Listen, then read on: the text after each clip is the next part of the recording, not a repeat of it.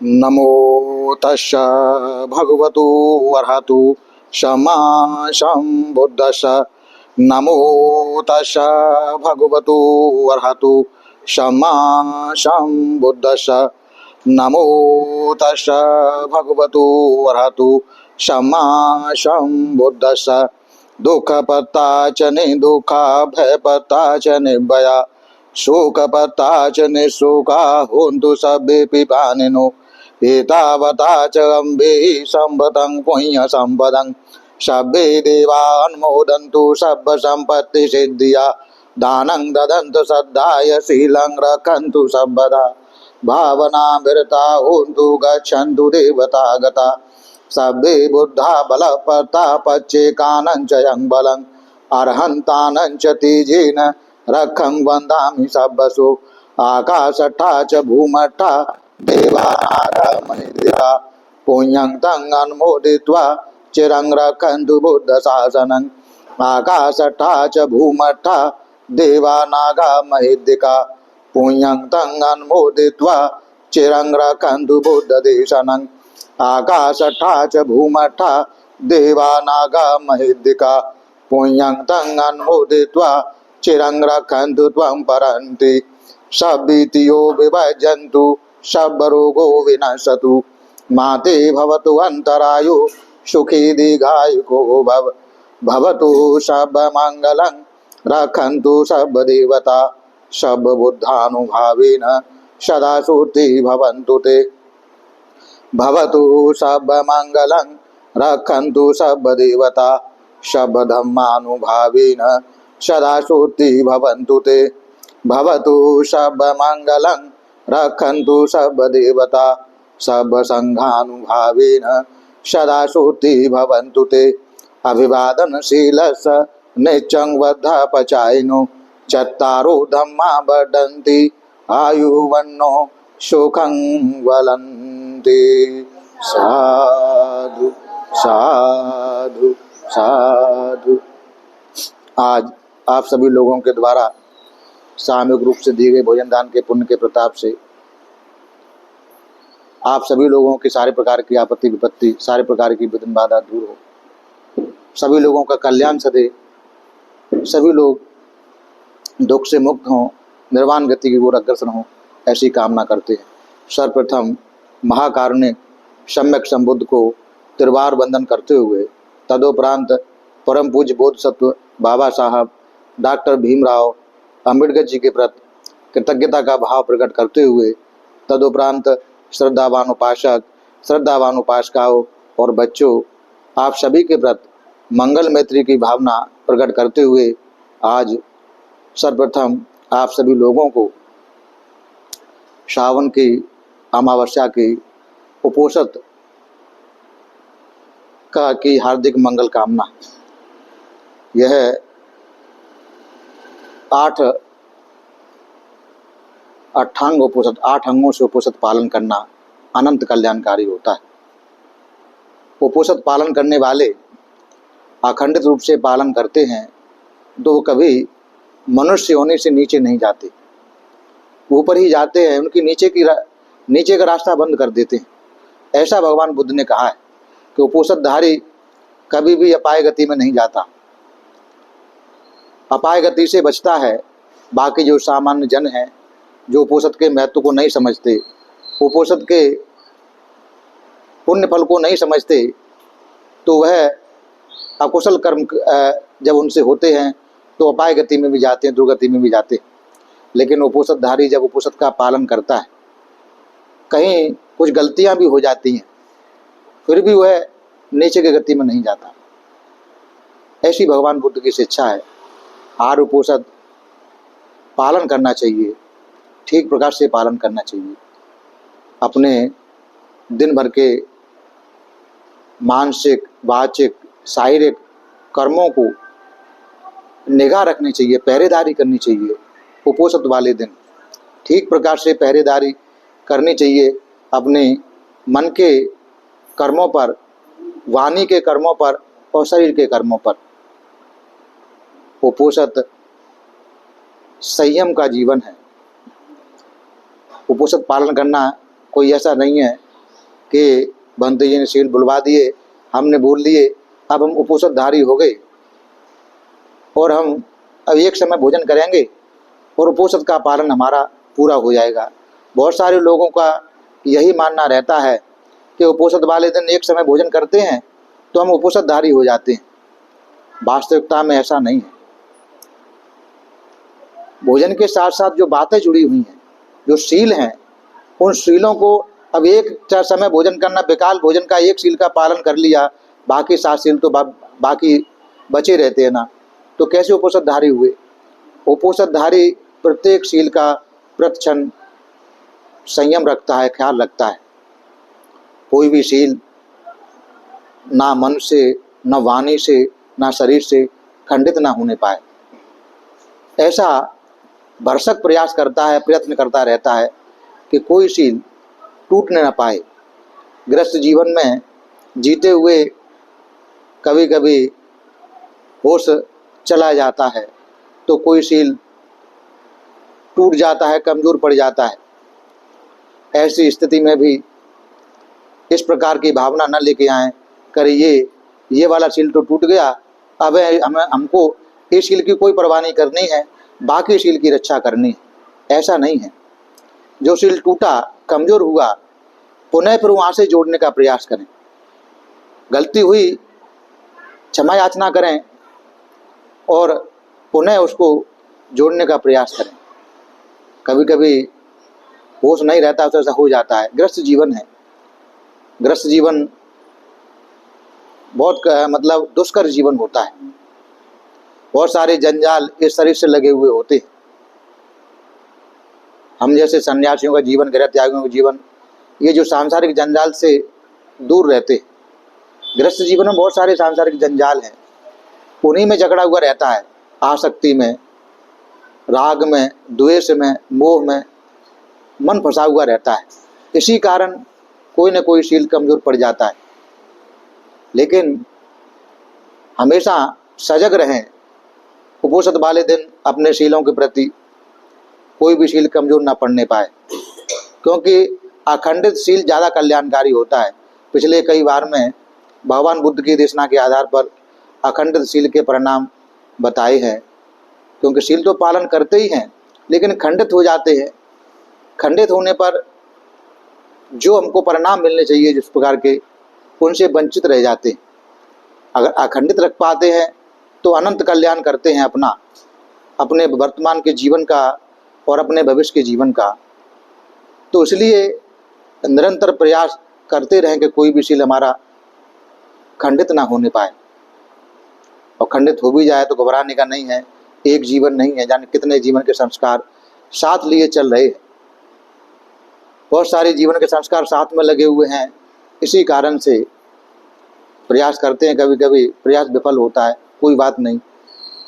पुनः अपने आप को खड़े करने का, स्थापित करने का शीलों पर और ध्यान रखा जाए पूरे दिन कि कोई भी हमारे द्वारा छोटी से छोटी, बड़े से बड़े प्राणी की अनावश्यक रूप से हिंसा न होने पाए, चाहे मन से, चाहे वाणी से, चाहे शरीर से। ऐसा निरंतर दिन भर के क्रम में प्रयास करते रहें कि किसी प्रकार की कोई हिंसा न होने पाए। अनावश्यक रूप कोई भी हिंसा, मन से भी, वाणी से भी, शरीर से भी। अब शरीर से तो हिंसा नहीं करते, लेकिन कभी कभी मन से हिंसा कर बैठते हैं।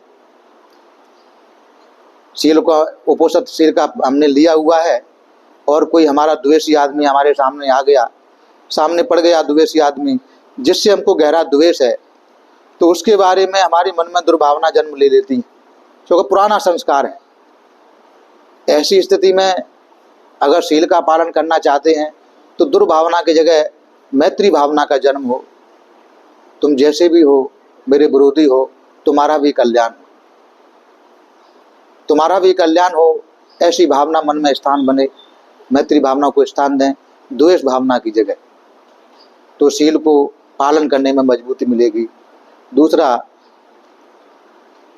गृहस्थी के जीवन में जो माता पिता होते हैं, उनके बच्चे लोग हैं, वो बच्चे लोग तो बच्चे होते हैं, शैतानियाँ भी करते हैं, मस्ती भी करते हैं।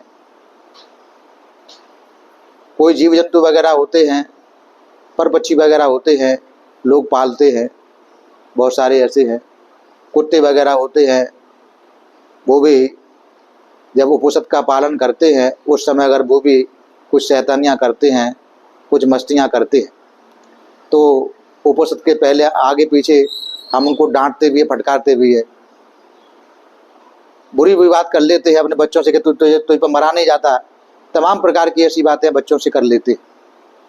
कुत्तों को भी भगाने के लिए प्रयास करते हैं। जीव जंतुओं जब नुकसान करते हैं, चूहे वगैरह होते हैं, मच्छर वगैरह होते हैं, इन सबको हम अपने से दूर करने का प्रयास करते हैं।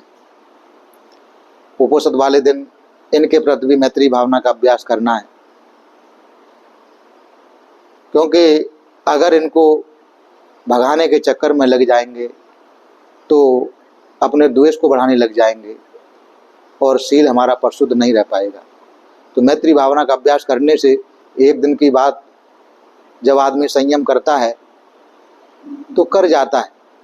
ऐसा समझ सकते हैं कि हम धार्मिक जेल में हैं एक दिन के लिए, क्योंकि जेल में जो लोग रहते हैं, ऐसा सुना गया है जो जेल में गए उनसे, कि वहाँ तो बहुत सारे मच्छर होते हैं और निरंतर काटते रहते हैं, भगाते रहते फिर भी काटते रहते हैं, लेकिन फिर भी रहना पड़ता है, जीवन काटना पड़ता है, मजबूरी में रहना पड़ता है, क्योंकि फंस गए, सज़ा मिली हुई है। ऐसे ही ये मान लीजिए कि हमने अपनी धार्मिक सज़ा अपने आप निश्चित की है। हम 8 शीलों को पूरे दिन पूरा ख्याल करेंगे, मच्छर भी काटते हैं तो भी हमको उन्हें मारना नहीं है, अपने को बचाने का प्रयास करना है, उनको मारने का नहीं। अपनों को बचाने को प्रयास करना है किसी भी माध्यम से, बगैर हिंसा किए।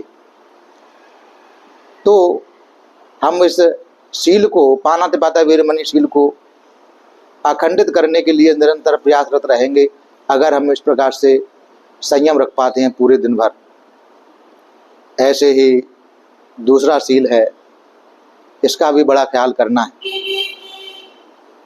ये चोरी तो वगैरह नहीं करते, शील का पालन जब शील लिया तो ऐसा तो मन में मतलब आ ही जाता है कि चोरी नहीं करते।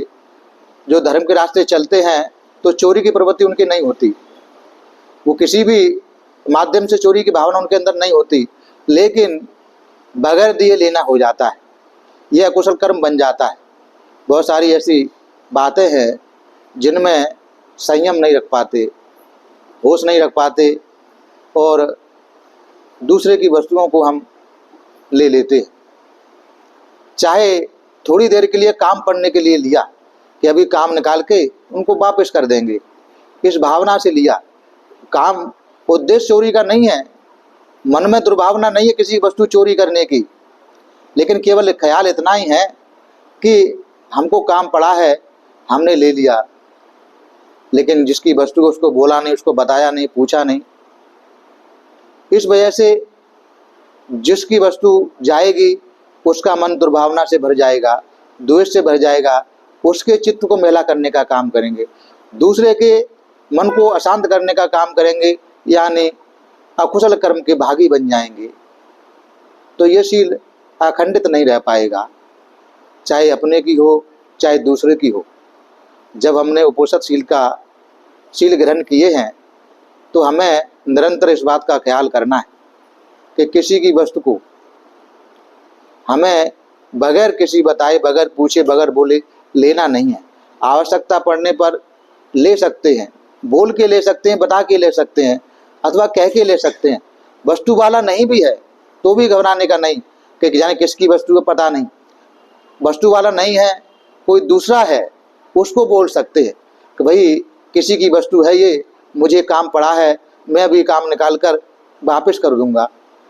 दूसरे को बोल दिया तो शील नहीं टूटा करके, वहाँ कोई भी नहीं है और वस्तु की आवश्यकता है तो भी ऐसा बोले कि ये जो वस्तु है किसी की भी हो, मुझे इसका काम पड़ा है, इसका मालिक नहीं दिखता है, लेकिन मुझे आवश्यकता है। भावना चोरी की नहीं है, काम पड़ने की भावना है, थोड़ी देर के लिए लेता हूँ, अभी वापस कर दूंगा। इस प्रकार से बोल कर लेंगे, कोई सुन रहा है या नहीं सुन रहा है, लेकिन अपने कर्म को परिशुद्ध करने के लिए इस प्रकार की भावना हमको बोलना ही है, तो हमारा शील मतलब टूटने से बच जाएगा। इस प्रकार प्रतिदिन प्रतिक्षण उपोषित के दिन ख्याल रखें कि ये शील भी हमारा अखंडित रह पाए, खंडित ना होने पाए। ऐसे ही ब्रह्मचर्य का पूरी तरह से पालन करें। जैसे अरहत लोग पूरे जीवन ब्रह्मचर्य का पालन करते हुए जीवन जीते हैं, उसी प्रकार आप लोग भी एक दिन के कम से कम, जैसे अरहत लोगों का जीवन पूरे जीवन रहता है, आज उपोषित के दिन आप लोग इस प्रकार अपने मन में शील धारण करें कि जैसे उपोषित लोग, जो अरहत लोग सारे जीवन हिंसा से, चोरी से, अनाचार से, वाणी के मिथ्या वाणी से, सभी नशों से, विकाल भोजन से और नाचने गाने बजाने आदि से और महा ऊंचे आसन से का त्याग करके जीवन जीते हैं। कम से कम आज के दिन हम इन सारी बातों पर उन्हीं के प्रकार के जीवन जिएंगे, उनके पथ के अनुगामी बनने का प्रयास करेंगे। इस पुण्य बल से हमारा शील पूर्ण हो, अखंडित रूप से पालन हो, ऐसी कामना करते हुए सभी शीलों की रक्षा करते जाएं। किसी प्रकार का नशा न होने पाए और प्रमाद के स्थानों से बचे रहें। प्रमाद के स्थानों से बचना अनिवार्य आवश्यकता है, क्योंकि प्रमाद ये नशों से भी भयंकर नशा है। प्रमाद वो स्थान होते हैं जहाँ हम बुराई के काम में लग जाते हैं, बुराई के क्षेत्र में लग जाते हैं, जहाँ हम अपने आलस को बढ़ाने का काम करते हैं, अपनी बुद्धि विवेक को नष्ट करने का काम करते हैं, वो सारे स्थान प्रमाद के होते हैं। ऐसे स्थानों से हमें बचना चाहिए। शील वाले दिन भी और विवाह के दिन भी ऐसे स्थानों से हमें सावधान रहना चाहिए। ऐसा संयम करते हुए पूरे दिन ख्याल रखें। सभी विकाल भोजन है, अभी सभी लोगों ने, सभी का भोजन जो है विकाल से पहले हो जाता है। यह आप लोगों का अपना पुण्य है कि अपने पुण्य की वजह से कोई भी 12 के बाद में नहीं पहुंच पाता है। कितनी परिस्थिति बन जाए 12 से पहले ही, हमने देखा है कितने 1.5 महीना होने को है, 45 दिन बीतने को हैं। आज अमावस्या है, लगभग 45 दिन होने को हैं। 45 दिन में जितने उपोषित पड़े हैं, लगभग 7 उपोषित पड़े हैं।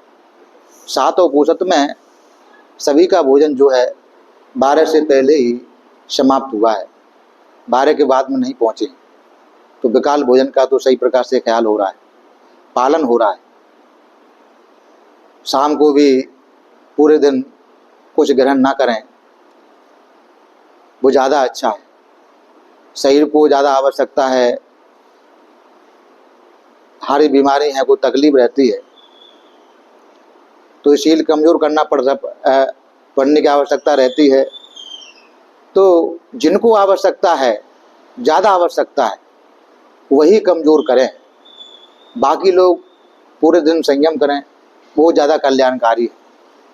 अखंडित बनाए रखना ज़्यादा कल्याणकारी है, क्योंकि अब जिनको आवश्यकता है बगैर दवा के नहीं रह सकते और ज़्यादा बीमार पड़ सकते हैं, तो उसके लिए तो भाई उनके लिए तो थोड़ा शील को कमज़ोर करना पड़ेगा। कारण वही है, भगवान बुद्ध ने भी कहा, बाबा साहब ने भी कहा कि जो धर्म है मनुष्य के लिए होता है, मनुष्य धर्म के लिए नहीं होता। ये बातें हमको ख्याल में रखनी चाहिए, धर्म का पालन करते हुए ही। भगवान बुद्ध और बाबा साहब ने ऐसा बोला है। तो अगर जीवन सुरक्षित है तो धर्म का पालन तो हम करते ही रहेंगे। धर्म के पालन करने में जीवन मुश्किल में चला जाए तो ये थोड़ी अतियों वाली बात है। लेकिन भगवान बुद्ध के समय में तो इस प्रकार की अतियाँ बहुत सारे लोगों ने की। अतियाँ क्यों की? अधिष्ठान की वजह से की, जानते हुए नहीं। अधिष्ठान की वजह से बहुत सारी अतियाँ हुई हैं। और अतियों के पालन में भगवान बुद्ध ने भी जब ज्ञान प्राप्ति के लिए जब उन्होंने दृढ़ संकल्प किया तो उन्होंने ऐसा संकल्प किया, अधिष्ठान लिया कि चाहे मेरे सारा रक्त सूख जाए, हड्डी मांस कुछ भी नहीं रहे, लेकिन जब तक मुझे बोधि की प्राप्ति नहीं होगी तब तक मैं यहाँ से हिलूंगा नहीं, उठूंगा नहीं। तो जब अधिष्ठान लिया जाता है तो अधिष्ठान में अति का मामला बन जाता है, लेकिन जब अधिष्ठान हमारा नहीं है तो हम ऐसा प्रयास करें कि शील हमारा ठीक प्रकार से पालन हो पाए। अधिष्ठान तभी ग्रहण करें कि जब हमारी संकल्प शक्ति मजबूत है। ऐसे ही जो अपने आप को आज के दिन जिन्होंने शील लिए हैं, तो वो संभव हो तो मोबाइल से, टीवी से और जो भी मनोरंजन के जो माध्यम हैं उनसे दूरी बनाए रखें तो ज़्यादा कल्याण के लिए हो जाएगा। शील पालन में ज़्यादा मदद मिल जाएगी।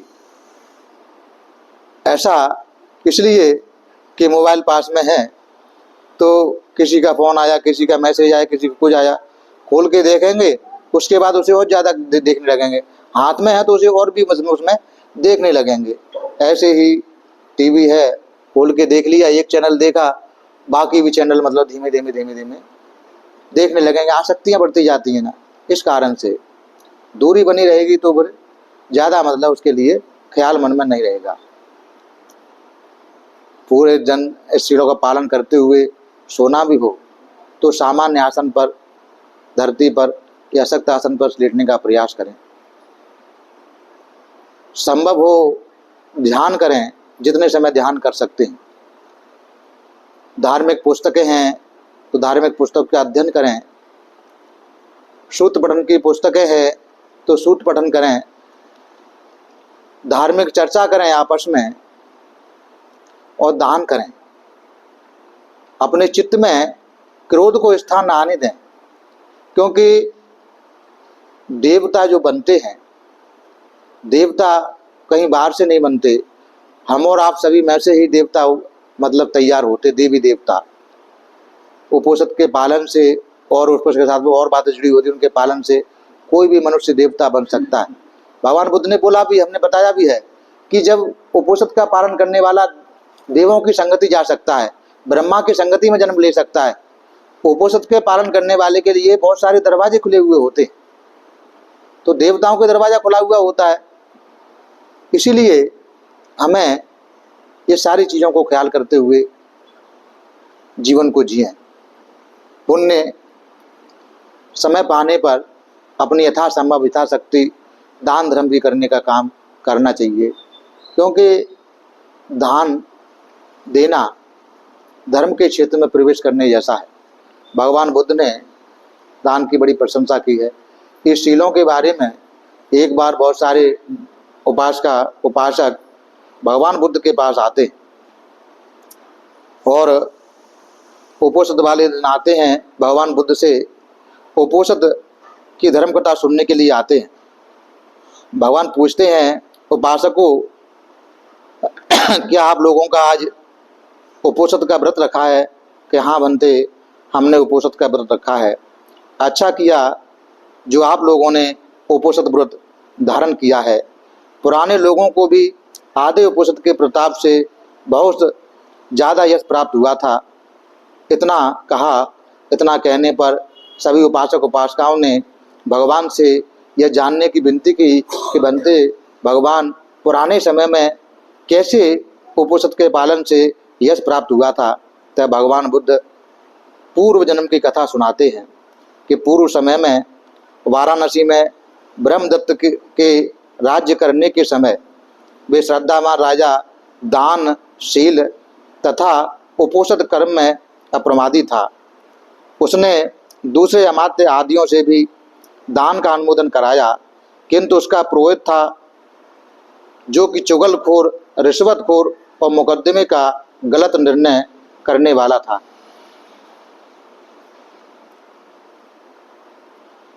उपोषद व्रत के दिन राजा ने अमात्य आदि को सभी को बुलाकर उपोषद व्रत रखने के लिए कहा। पुरोहित ने उपोषद व्रत नहीं रखा था। उसने दिन में रिश्वत ले गलत निर्णय किया। जब वह राजा के दर्शन के लिए आया तो राजा ने अमात्यों से पूछा, क्या तुमने उपोषित व्रत रखा है? पूछते हुए सभी ने बताया। उससे पूछा, क्या आचार्य पुरोहित आपने उपोषित व्रत रखा है? तो वह झूठ मूठ को बोल दिया कि हाँ व्रत रखा है। झूठ मूठ हाँ कह दिया और महल से उतरा। तब उस पर एक अमात्य ने दोषारोपण किया, क्या तुम उपोषित के अव्रती नहीं हो? तुम झूठ बोलते, तुमने उपोषित कहाँ लिया है? तो उसने उत्तर दिया कि मैंने समय से ही भोजन कर लिया है, अब घर जाकर मुंह धोकर उपोषित व्रत ग्रहण करूंगा और शाम को मैं खाना नहीं खाऊंगा। ऐसा उस झूठ बोलने वाले उपोषित धारी ने बोला। झूठ मूठ के मैंने ऐसा किया, लिया नहीं, अब जाके लूंगा, ऐसा बताया। शाम को खाना नहीं खाऊंगा, रात को शील का पालन करूंगा, इस प्रकार मेरा आधा उपोषित व्रत होगा। तो वो कहते आचार्य अच्छा कि ऐसा ही करना, नहीं मैं राजा से तुम्हारी शिकायत लगा दूंगा। तो नहीं कि मैं घर जाकर ऐसा ही करूंगा। तब उस पुरोहित ने जैसा कहा वैसा ही किया। घर जाकर हाथ मुंह धोकर आधे उपोषित का व्रत लिया, अधिष्ठान लिया। फिर एक दिन उसके उपोषित के आसन पर बैठे रहने के समय एक सदाचारी स्त्री मुकद्दमे में बंधी रहने के कारण घर न जा सकी। उसने सोचा कि मैं उपोषित कर्म का अतिक्रमण नहीं करूंगी। समय समीप होने पर उसने मुख धोना आरंभ किया। उस समय उस ब्राह्मण के पास पके हुए आमों में से एक आम लाया गया। उसने उसके व्रत की बात जानकर उसे खाने को कहा, किसे खाकर तुम व्रती बनो। उस ब्राह्मण ने दिया, जो उपोषित जो मतलब झूठ बोलने वाला था, उसने वैसा ही किया। बस इतना ही उस ब्राह्मण का पुण्य कर्म था कि उसने उसके उपोषित शील पालन करने में, व्रत लेने में सहायक बना एक आम का टुकड़ा दिया। वह ब्राह्मण मरने के बाद हिमालय प्रदेश में कौशिकी नदी के किनारे 3 योजन के आम्र वन में रमणीय भूमि में सौभाग्यवान स्थान में स्वर्ण विमान महल में अलंकृत सेनागार में सोकर उठने की तरह पैदा हुआ। वह सजा सजाया था, उत्तम रूपधारी था, 16,000 देव कन्याओं से घिरा हुआ था। वह केवल रात को ही उस शरीर संपत्ति का आनंद लेता था, लेकिन वैमानिक प्रेत भाव के अनुरूप ही उसके कर्म का उसे हुआ प्रतिफल मिला। इसलिए अरुणोदय होते ही आम्रवन में प्रवेश होते ही उसका दिव्य शरीर अंतर ध्यान हो जाता। 80 ताड़ लंबा शरीर प्रादुर्भूत होता, सारा शरीर जलने लगता, ऐसा मानो कि किंसुक फूल खिला हो। दोनों हाथों में एक एक अंगुली, उनमें बड़ी बड़ी कुदाल जैसे नाखून, उन नाखूनों से अपनी पीठ का मांस चीर कर निकाल कर खाता हुआ वह वेदना से पीड़ित होकर जोर जोर से चिल्लाता हुआ बहुत दुख अनुभव करता। और सूर्यास्त होने पर वह शरीर जो था कष्ट में, वो अंतर ध्यान हो जाता। उसकी जगह दिव्य शरीर प्रकट होता। सजी सजाई दिव्य नर्तकियां नाना प्रकार के वाद्य लेकर घेरे लेती। वह मान संपत्ति को भोगता हुआ दिव्य आम्रवन में दिव्य महल पर चढ़ता। इस प्रकार उस उपोषित व्रती को आम देने के पुण्य के परिणाम स्वरूप उसे 3 योजन का दिव्यमय आम्रवन मिला। रिश्वत लेकर गलत निर्णय देने के फलस्वरूप उसे अपना मांस चीर कर खाता था और रात में आधे उपोषित व्रत के पुण्य फल से वह 16,000 दिव्य कन्याओं से घिरा हुआ केवल रात को ही दिव्य असर भोगता था। उस समय वाराणसी नरेश काम भोगों में दोष देखकर ऋषियों के प्रवज्जा क्रम के अनुसार प्रवज्जित हो गंगा के निचली ओर रमणीय भूमि प्रदेश में आश्रम बनवा दाने चुग चुग कर जीवन यापन करता हुआ रहता था। एक दिन उस आम्र वन से गड़े छड़े जितना पका आम नदी में गिरकर धारा में बहता हुआ उस तपस्वी के उपयोग में आने वाले किनारे के सामने आ पहुंचा। उसने मुंह धोते समय उस नदी के बीच में जाते देखा। उसने पानी में तैर कर जाकर उसे पकड़ा और आश्रम में लाकर अग्निघर में रखा। फिर शस्त्र से फाड़कर तथा आवश्यक खाकर शेष केले के पत्तों से ढक दिया। इस प्रकार वह समाप्त होने तक रोज रोज खाता रहा। उसके समाप्त होने पर कोई दूसरा फल न खा सका। रस तृष्णा के वशीभूत हो वह उसी आम्रवन को खाने की इच्छा से नदी के तट पर नदी की ओर देखता हुआ वह निश्चय करके बैठा कि आम नहीं मिलेगा तो यहाँ से नहीं उठूंगा। वह वहाँ निराहार 1 दिन, 2 दिन, 3 दिन, 4 दिन, 5 दिन, 6 दिन तक वायु और धूप में सूखता हुआ नदी की ओर देखता हुआ बैठा रहा। तब 7वें दिन नदी देवी ने विचार करने पर इस बात को जाना, सोचा यह तपस्वी तृष्णा के वशीभूत हो 1 सप्ताह से निराहार नदी की ओर देखता हुआ बैठा है। इसे पका आम न देना अनुचित है। नहीं मिलेगा तो यह मर जाएगा, मैं इसे दूंगी। उसने जाकर नदी के ऊपर आकाश में ठहरकर उससे बातचीत करते हुए पहली गाथा कही, हे ब्राह्मण, तुम्हारा क्या विचार है? तुम किस उद्देश्य से अकेले धाम में पड़े हो? तुम क्या चाहते हो? क्या खोजते हो? तुम्हारा क्या अर्थ है? यह सुनकर तपस्वी ने 9 गाथाएं कहीं। जिस प्रकार सुनिर्मित पानी से भरा हुआ घड़ा हो, उसी प्रकार के वर्ण, गंध और रस से युक्त पका आम था। उसे निर्मल धारा के स्रोत में बहता देखकर मैं हाथ से ले आया और अग्निशाला में रखा। तब मैंने उसे केले के पत्तों में रखा और शस्त्र से काटकर अपनी भूख तथा प्यास बुझाता था। मैं पीड़ा रहित हो गया। आम समाप्त हो जाने से मुझे वह दुख सहन करना पड़ रहा है। तब से मुझे कोई दूसरा फल अच्छा नहीं लगता। जिस स्वादिष्ट, मधुर, श्रेष्ठ, मनोरम आम को मैं समुद्र में से बहते जाते पकड़ लाया, वही फल मुझे सुखाकर निश्चय से मेरी मृत्यु समीप लाएगा। मैंने वह सारा कारण बता दिया जिससे मैं इस अनेक मच्छों वाली विशाल रमणी नदी के तट पर बैठा हूँ।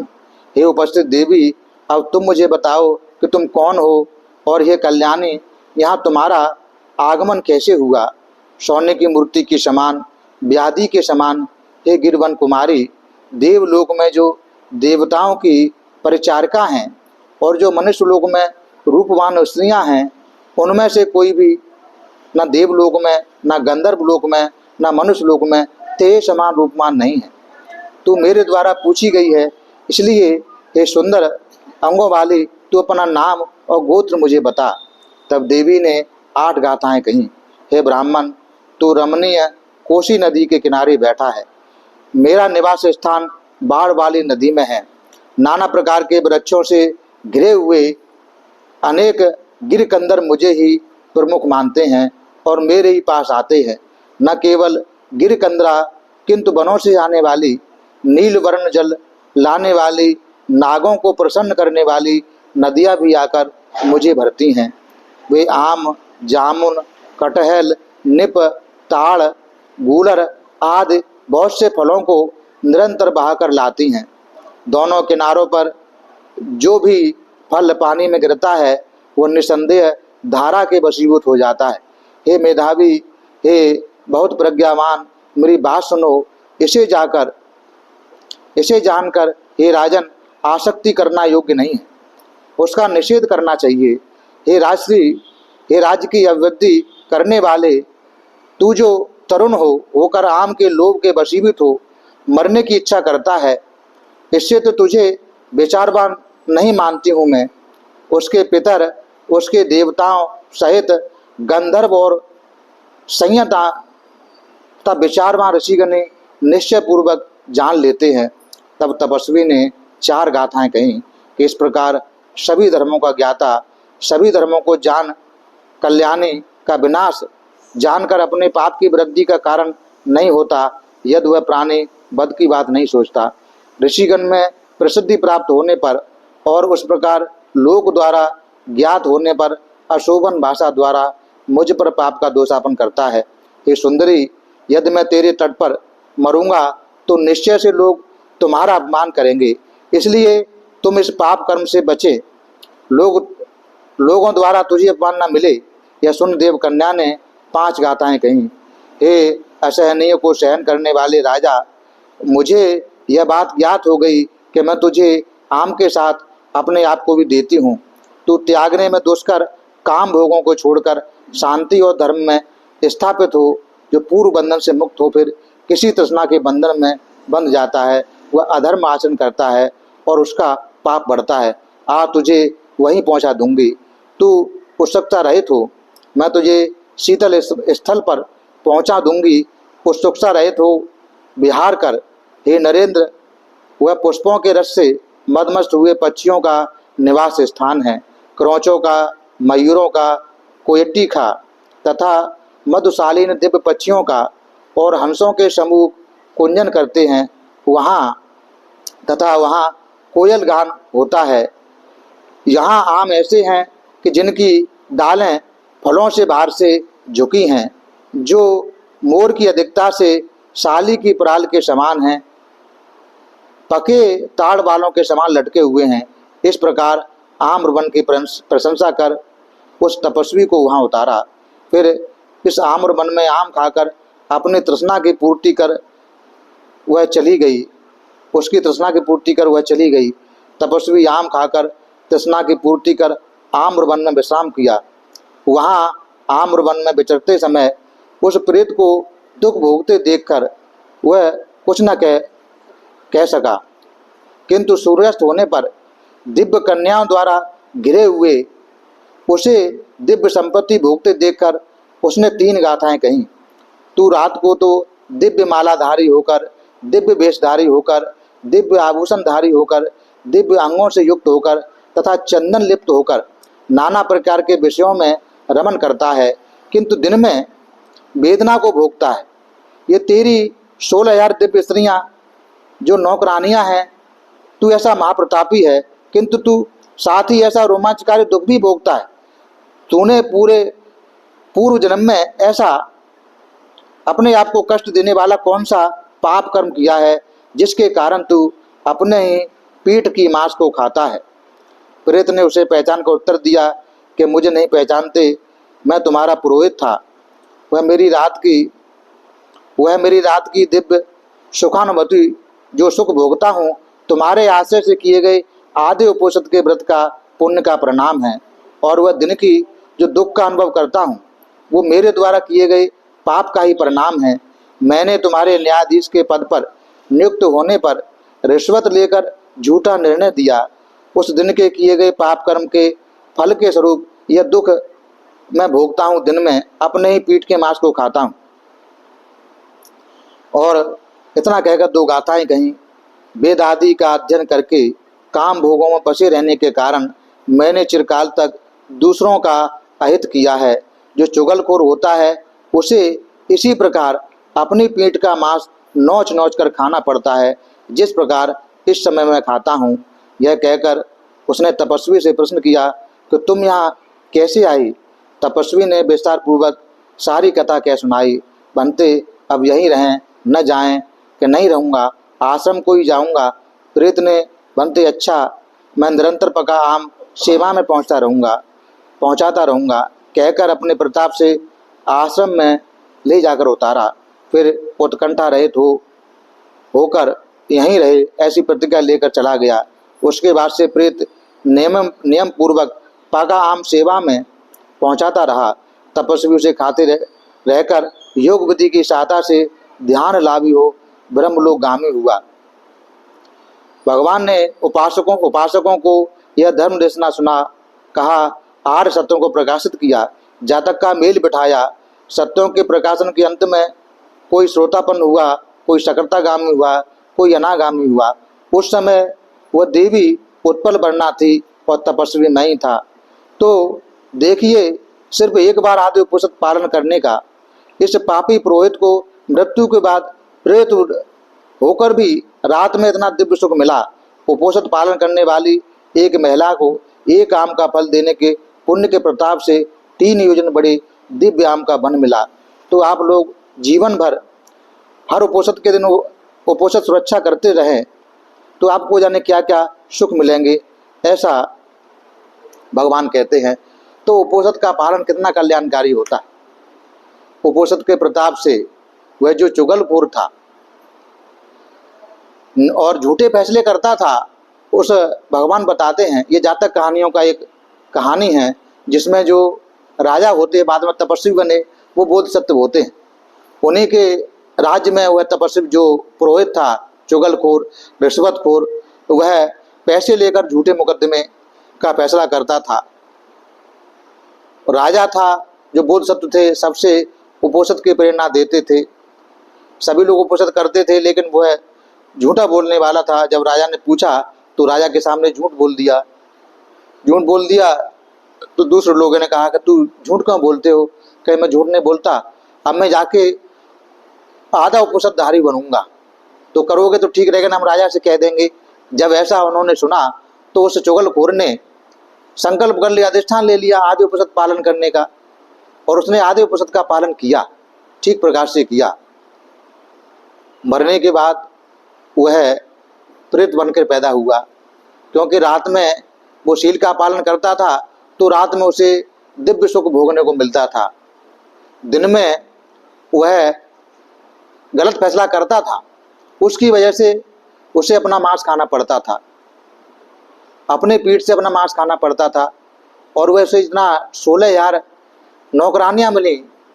वह उस जो उपासका थी, जो उपनिषद शील धारण करने के लिए उसने मदद की, आम दिया था, उसकी वजह से उसे वह आम्रवन मिला और 16,000 से मतलब सेवकाएँ मिली, और ये पुण्य का फल। तो ऐसा उपनिषद कल्याणकारी होता है। आप सभी लोग अपने जीवन में इन उपनिषदों को विशेष स्थान देते हुए और ठीक प्रकार से पालन करते रहें, अखंडित रूप से पालन करते रहें।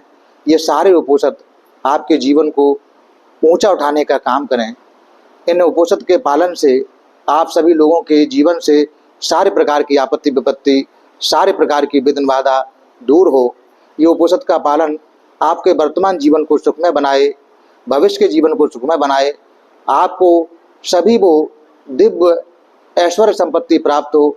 उपनिषद के अखंडित पालन से ऐसी कामना करते हैं, सबका भला हो, सबका मंगल हो, सबका कल्याण हो। भवतु सब मंगलं, भवतु सब मंगलं, भवतु सब मंगलं।